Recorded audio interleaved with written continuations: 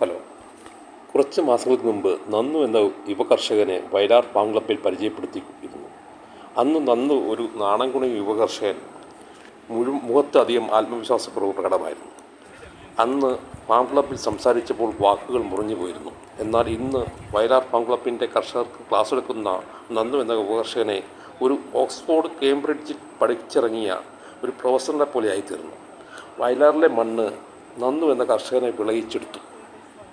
വളരെ മനോഹരമായി ആയാസരഹിതമായി കൃഷി വിജ്ഞാനത്തിൻ്റെ വാക്കുകൾ അമ്മാനമാടി പറയുവാൻ വയലാറിലെ മണ്ണ് ഈ യുവകർഷകനെ പരിചയപ്പെടുത്തി. അതേപോലെ വയലാറിലെ മണ്ണിൻ്റെ അതിൻ്റെ രുചിയും ഗുണവും ശാസ്ത്രീയമായി അറിഞ്ഞ് മണ്ണ് പരിശോധനയും ന്യൂട്രിയൻസിൻ്റെ കുറവും കീടനാശീകരണവും ഹൃദയത്തിലാക്കി ഈ യുവകർഷകൻ വയലാറിലെ കുറച്ചെങ്കിലും ഭൂമിയെ പച്ചപ്പ് പുതപ്പിച്ചു. നന്നു ഒരു സമ്പൂർണ്ണ കർഷകനായി തീർന്നു. അത് മനസ്സിലാക്കണമെങ്കിൽ നന്ദുവിൻ്റെ കൃഷിയുടെ സന്ദർശിക്കണം.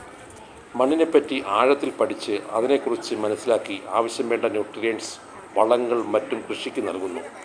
ഡ്രിപ്പ് ഇറിഗേഷൻ്റെ എല്ലാ സാധ്യതയും ഉപയോഗപ്പെടുത്തി കൃഷിക്ക് ഏറ്റവും യോജിച്ച സ്പ്രേ മെത്തേഡ് തിരഞ്ഞെടുക്കുന്നു. വെഞ്ചർ സിസ്റ്റം നനയ്ക്കുള്ള പൈപ്പിൽ അറ്റാച്ച് ചെയ്ത് വളങ്ങളും മറ്റും ആവശ്യം വേണ്ട പോലെ ചെടിയുടെ ചുവട്ടിലെത്തിക്കുന്നു. കീടനാശീകരണത്തിന് പ്രതിവിധിയായി മറ്റും ബന്ധിച്ചെടിയും മറ്റും വളർത്തി തടയുന്നു. എപ്പോഴും ആരോഗ്യമുള്ള ചെടികൾ കീടത്തെ അകറ്റുമെന്ന തത്വം പാലിക്കുന്നു. മൈക്രോ ന്യൂട്രിയൻസിൻ്റെ ഉപയോഗം ഒരു ആവശ്യം തന്നെയെന്ന് ശക്തിയായി സമ്പാദിക്കുന്നു. അങ്ങനെ ഒത്തിരി വിശേഷങ്ങളും സംവാദങ്ങളും നന്ദുവന്ത കർഷകരുടെ നമുക്ക് കേൾക്കാം. ഞങ്ങൾ 3 സ്ഥലത്ത് പഠിച്ചുണ്ട്. ഒന്ന് പിന്നെ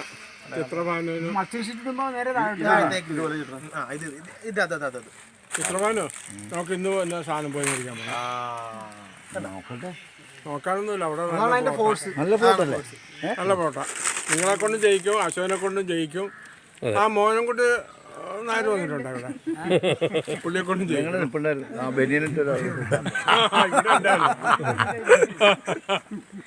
ഇതിനൊക്കെ കുഴപ്പമുള്ളതെന്ന് വെച്ച് കഴിഞ്ഞാൽ കറണ്ട് ഇല്ലെങ്കിൽ അറിയാൻ പറ്റത്തില്ല. അതൊരു ഫോൾട്ടാണ്, ആ പ്രശ്നത്തിന് ഫോൾട്ടാണ്. ഇങ്ങനെയാണ് ഇവിടുത്തെ ഈ ഫ്ലോട്ടിലെ കാര്യം നടക്കുന്നത്. പിന്നെ ഇല്ലത്ത് റിമോട്ടാണ്. നമ്മൾ റിമോട്ട് വെച്ച് നോക്കിക്കഴിഞ്ഞാൽ ഓണാകും. അവിടെ മാനുവലാണ്, കൈവച്ച് സ്വിച്ച് ഇട്ടാലേ വർക്കാവുള്ളൂ. പുറത്ത് അങ്ങനെ എനിക്ക് അത്ര കോൺഫിഡൻസ് ഇല്ല. സ്വന്തമായിട്ട് ട്രസ്റ്റ് ഇല്ല. ആരോടൊന്നും മറുപടി പറയാനില്ല. പിന്നെ അത് തന്നെയല്ല, ടൈം എന്ന് പറഞ്ഞാൽ 1 മിനിറ്റ് പോലും ഇല്ല. നേരമ്പഴത്തേക്ക് ഞാൻ ഉറക്കം 8 മണി 6 മണിക്കൂറേ ഉറങ്ങുന്നുള്ളൂ. ഇപ്പം നമുക്ക് അടുത്ത തൈ ഇവിടെ പ്ലാന്റ് ചെയ്യും. അടുത്ത നമ്മൾ ഒന്ന് കുറച്ചുകൂടി നട്ട് കഴിയുമ്പോൾ നനച്ചിടി നന്നായിട്ട് നനക്കും. അതിനകത്ത് ആ കോഴിയുടെ ചൂടൊക്കെ നന്നായിട്ട് മാറിയ ശേഷം ഇവിടെ തൈ റെഡി ആയിപ്പോണ്ട് വീട്ടിൽ തൈ ഇവിടെ പ്ലാന്റ് ചെയ്ത് ഒരു 30 ദിവസം കഴിക്കുമ്പോൾ ഇവിടെ നമുക്ക് വിളവെടുത്ത് തുടങ്ങാം. 30 ദിവസം കായ എടുക്കുന്ന ദിവസം തന്നെ നമ്മൾ ഇപ്പുറത്ത് പ്ലാന്റ് ചെയ്യും. അത്ര ദിവസങ്ങളിൽ തന്നെ ഇവിടെ വളയിട്ട് ഷീറ്റിട്ട് പുറ റെഡിയാക്കി മണ്ണേറെ സെറ്റാക്കി വെച്ചേക്കും. നേരെ ഇവിടെ വിളവെടുത്ത് തുടങ്ങുമ്പോൾ അവിടെ നട്ട് തുടങ്ങും. അപ്പോൾ ഇതിനകത്ത് കുമ്മായം എന്ന് പറയുന്ന സാധനം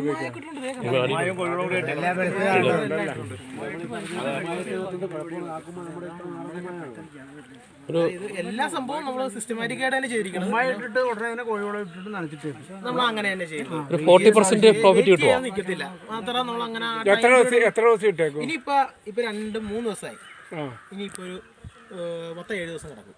ഇറിഗേഷൻ വാട്ടറോട് കൂടി വെള്ളത്തോട് കൂടി ചെന്ന് കഴിയുമ്പോൾ ആ 7 ദിവസം പിന്നെ നമ്മൾ 7 ദിവസം നടാൻ പോകണമെന്ന് വെച്ച് കഴിഞ്ഞാൽ അവിടെ ഹോൾ ഉണ്ടാക്കിയിട്ട് ബാസിലസ് സബ്സ്റ്റിലസ് എന്ന് പറയുന്നത് ഒരു കുമ്പളുണ്ട്. അത് പിന്നെ പൊച്ചാണിയോ ചോളനൈസ്പോറ എന്ന് പറഞ്ഞൊരു കുമ്പളുണ്ട്.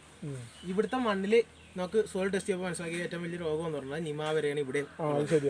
നേരം നമ്മൾ ഇവിടെ അവിടെ ബെൻഡ് കേട്ടപ്പോൾ കൺട്രോൾ ആകുമായിരുന്നു. പക്ഷെ ഇവിടെ നോക്കുന്നത് പൊച്ചോണിയ ചോളനൈസ്പോറ എന്ന് പറയുന്നൊരു കുമ്പളുണ്ട്. ഇത് വേരിൽ വരുന്ന രോഗങ്ങളെയൊക്കെ സംരക്ഷിക്കാൻ വേണ്ടിയുള്ള ഒരു കുമ്പളാണ്. രോഗങ്ങൾ അടിയുക, ഡെഫിഷ്യൻസി ഉള്ളത് എന്താണോ അതിന് നമ്മൾ പരിഹരിച്ച് പോവുക. ഓരോ ഡെഫിഷ്യൻസികളും തിരിച്ചറിയാൻ പറ്റുക. ഒന്നും കൂടെ എടുത്ത് ഒന്നും കുറയരുത്. ഇതിലേക്ക് ആവശ്യമുള്ള ആഹാരം കൊടുക്കുക, നല്ല രീതിയിൽ വിളവ് ഉൽപ്പാദിക്കുക, ചെറിയ ആരോഗ്യത്തോടെ വളർത്തുക. ഫോട്ടോ എടുത്തോ. പിന്നെ എപ്പോഴും നമ്മൾ ജൈവാംശം മണ്ണിലേക്ക് ഇട്ട് മണ്ണിൻ്റെ കാർബണിൻ്റെ അംശം കൂട്ടുക. കാർബൺ ഉണ്ടെങ്കിൽ മാത്രമേ മണ്ണിൽ എപ്പോഴും ഫലഭൂഷ്ടമായി വിളവ്. ജൈവാംശം നമ്മൾ എത്രത്തോളം ജൈവവളങ്ങൾ ആഡ് ചെയ്യുന്നോ അതിനനുസരിച്ച് ജൈവാംശം മണ്ണിൽ കൂടിക്കണം. ജൈവാംശം ഉണ്ടെങ്കിൽ മാത്രമേ നമ്മൾ എന്ത് ചെയ്ത് നല്ല ഹാർവെസ്റ്റ് അതിൽ നിന്ന് കിട്ടത്തുള്ളൂ. നാടനൊക്കെ യൂസ് ചെയ്ത് കഴിഞ്ഞാൽ നല്ലതല്ലാന്നല്ല, നമുക്ക് വിത്തെടുത്ത് ഉപയോഗിക്കാൻ പറ്റും നാടനിൽ നിന്നും. പക്ഷെ ഹൈബ്രിഡ് ആകുമ്പോഴത്തേക്ക് അങ്ങനെ ഒരു ഓപ്ഷൻ നമുക്ക് ഉണ്ടാവത്തില്ല. വിലയാണെങ്കിൽ പോലും എങ്ങനെ അവരെടുക്കുന്നത്? അത് പാക്കറ്റ് കമ്പനികൾ ഉണ്ടാക്കുന്ന വിത്ത് അവരെങ്ങനെ എടുക്കുന്നു വിത്ത്?